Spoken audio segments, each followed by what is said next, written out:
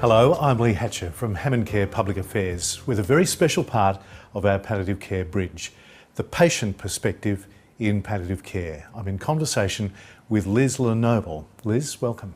Thank you very much, Lee. It's a pleasure to be here. Great to have you with us. Liz has been a corporate governance entrepreneur in her own multi-million-dollar business. She's a former Telstra Businesswoman of the Year. Then 3 years ago, abdominal pain turned out to be cancer throughout her entire body. She was given 8 weeks to live. Liz, with that kind of timescale, understandably you soon found yourself in palliative care. I did. Which you resisted for quite some time. Yes, I did. I didn't like, he was my least favourite doctor that would come and visit me. So you can imagine that it was such a shock at first to be diagnosed with cancer. It's like, are you kidding me? I was 45 at the time. I was introduced to the palliative care doctor, and immediately, even just the sound, the word palliative was, no, that's for people that are dying. That's not me. I have cancer, but I'm not dying, because I really even hadn't processed the fact that they'd given me several weeks to live. And I think in my own British bulldog kind of way, I thought, oh, I don't think I'd like that prognosis. I'm going to see if I can do better. And yet your view of palliative care radically changed over time. It did. It's been almost 3 years since I was diagnosed. My palliative care doctor would come and see me in hospital. I had several times that I was hospitalised for chemotherapy, for operations. But in particular, the last 18 months, I would say I have developed a very strong relationship with my palliative care doctor. I really didn't personally invest the time with him before that. And I now rue that, and I would encourage anyone else any patient to take that opportunity up straight away. If you have if you're confronting anything where pain is going to be an issue for you, or obviously death, terminal, start your relationship with your palliative care doctor as soon as possible. See, many people would view palliative care as only ever about death, the very last stages. And yet for you, it was primarily about management of pain. That's what I thought at first. I thought, no, don't come near me, because you're bringing death closer to me. No, it's not. It was about giving me quality of life. And I have to say, my favourite doctor to go and visit now is my palliative care doctor. And I literally saw him yesterday, and I said, I was ticking off the things we had to do. Yep, got those prescriptions, get in the nurse, hold your hand, and he laughed at that. It's sometimes that's really all it is just a touch base.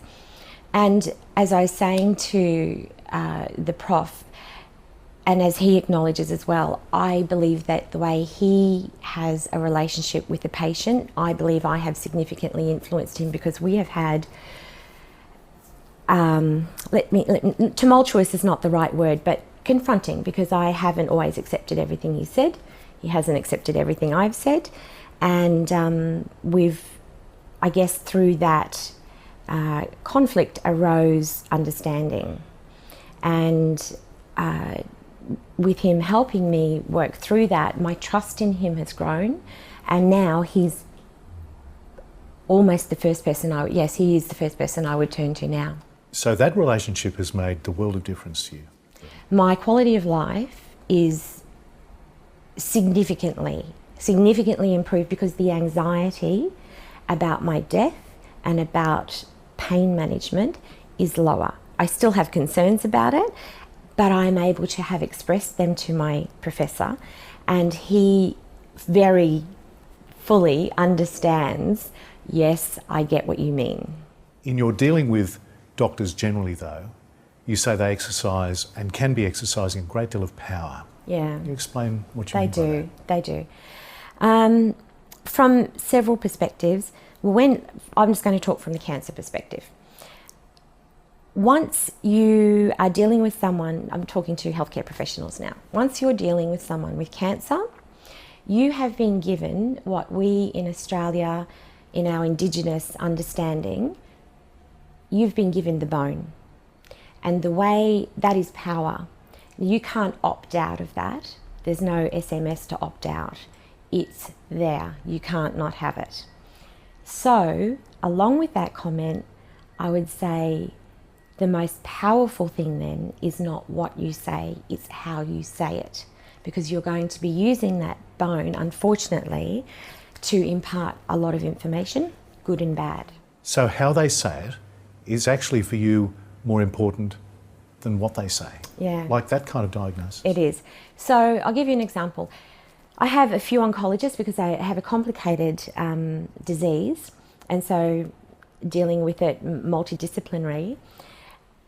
One doctor will be giving me some results, and he'll actually come and sit down next to me and be reading the results with me, and I'm thinking, oh, this is interesting. We're going to be getting to some bad news here, I think. And in actual fact, it wasn't bad news at all. It was just being very quiet and calm and not overly Pollyanna about some good news that we got, because there's a lot of rough water ahead of us, versus, say, another, professor that's 20, 30 years older, huge intellect, huge understanding of the world and seen everything and done it, and we'll just sit there very calmly and well, you're looking good then. Yep, you look good. So like your headwear, because I'd lost my hair. And Off you go. So Prof, now what's next? Okay, so what's next? Because I was an engaged patient, and it drove drove them insane at first, but now they're used to me, so they just expect it. What's next? And he goes, well, when we get there, then we'll see. And so it was just very blasé. I needed more information. I think what I could say, though, is people that have been with me, I went to a surgeon that actually turned me away to have the last surgery. And he deemed, and with all due respect to the medical profession, he quantified my life into a couple of months. This would have been 18 months ago. And said, well, even if I did operate on you, it would be a massive big operation. You'd be in hospital for weeks, long recovery time. I'm going to take 8 weeks of your life. And I went, yes, I understand that. And he said, well, you have systemic disease. Why would I be operating on you? Well, I'm here asking you whether or not you can, not whether or not will you, and will you decide on that? I'll make that decision myself.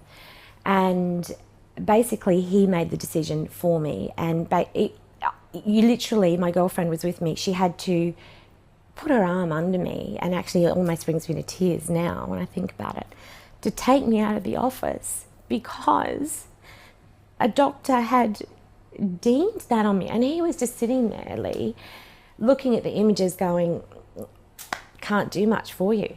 When all he had to do was go, you know what, Liz, this is very difficult, and it's difficult for me. This might be above my level, but I could refer you to somebody that may be able to help you. That's all he had to do. That's how you're told. Yeah. And I think it had more about what his skills and capabilities and deftness were. And I ended up having a very good surgeon here. It was a worthwhile surgery, and again, I'm here 18 months later. Yes. So. Proof of the pudding. Yeah. You've been quite an activist as a patient, haven't you? I am very active in my own patient health, and as my brother pointed out to me, he said, Liz, you are the CEO, managing director and president of your own healthcare plan, and it saved my life, Lee. It has. Not because of recalcitrance of doctors, not because that I haven't had good healthcare, although I do question that I may not have had probably the most attentive healthcare. I have had to bang on doors a few times. I have had to stick my foot in the door and go, no, I haven't finished my appointment yet. I have had to literally, have the doctor at the door waiting for the 15 minutes, my 15 minutes are up, and him or her have just given me some information that I haven't absorbed yet, or I haven't fully understood, and had that opportunity, and it's going to take another 5 or 10 minutes. And I've, been stood up, being hurried out, and then I literally just I sat down, and I went, you're going to have to lift the chair up to get me out. And then the doctor got it and came back and sat down and laughed. So I guess the reciprocal there is that I was able to, again, not what I had to say, like I wasn't shouting at them and going, But I made it very clear in a nice kind of way that I needed more. In the same thread as that, doctors need to do that with their patients. But the preparatoriness of it is powerful and good, such good care. And also the ability, again, that's building the rapport with your client, your patient. Can I ask you about your pain and the management of that pain through palliative care? It's an impossible question to ask, but can you put that pain into words and what the drugs were like? Yeah, difficult. So I guess the two severe, there's ongoing pain all the time, but the two most severe where I would say it's got to have represent as close as what it's like to death would be when I was in ICU after 2 massive abdominal surgeries, as in cut woe to woe. And pretty much every redundant organ possible has been taken out. There's only the compulsory ones left. The last one in particular, though, I was exactly where I didn't want to be, Lee. I was writhing around and I could feel it, those green plastic sheets. And I was in I had cannulas and monitors all over me. They were actually in my throat. It was dreadful. I was in a green gown. I can remember all of this, but the drugs didn't kill my pain. They just put you in a psychedelic, and the way I describe it, I can still see it. I was in a cube. And I'm floating in this cube. I also had lockjaw, and I was also felt like I was seized up, like people that have like MS, or I'm not sure what are the diseases, but like this. It was like being locked in a silent scream, because I could hear and understand still what was going on around me, but I couldn't communicate that. And I'm trying to talk, but because I had this lockjaw, I couldn't talk. They're talking about me above me, and that's terrifying because you're trying to get through. And then they'll go, so Liz, what's your pain? What's your pain level? I remember thinking at the time, are you kidding me? You're asking me what my pain level is at this point in time, when in particular, the reason I was cranky about it was that you set no benchmark to start with. Hello, just some very basic things. Okay, Liz, I'm going to squeeze your hand. This is a 5 out of 10, right? Tell me what this is. So that when my doctor comes back in, and even if he prods me with something before I go into surgery, he knows, because pain is subjective and personal. And I have a high pain tolerance. And so hence they drugged me up a lot. But the drugs did not. It doesn't control all of the pain, unfortunately. Outside of those experiences, palliative care has provided significant pain relief for you, though. Absolutely. And my doctor that I see fortnightly, my palliative care doctor that I've built up this relationship with, is magnificent at knowing me, knowing what's going on with me. I am so grateful. Can you talk to me about your advanced care plan? What's going to happen with your health and your care from here on? Yes. What you want, what you don't want? So the advanced healthcare plan is different for each state, apparently, but I just used one from Queensland. It doesn't matter. It is it crosses borders. I have made sure, actually, you sit down with your GP, you fill it out first as much as you can. Then you sit down with your GP and fill it out the rest of the way. And they have a lot of good ideas. One of them in particular, is a question where it says about what you will and won't accept in terms of drugs. And I expressly put in there, I would like to have all medication possible to control my pain and anxiety, even if that hastens my death. Being able to write things like that in, it's not just a pro forma, there's room for you to write in, or you might want to write in, I want it in this situation, but not that. I filled all of that out, gave it to my GP, gave it to all the doctors here, made sure it's been scanned in. It's an easy document for them to refer back to. Again, it's another level of comfort, reduces my anxiety, and that gives me quality of life. And important questions to confront. Yeah, it is confronting doing it. It is confronting. But important. It's an important one to do. Can I really stress that everyone does it.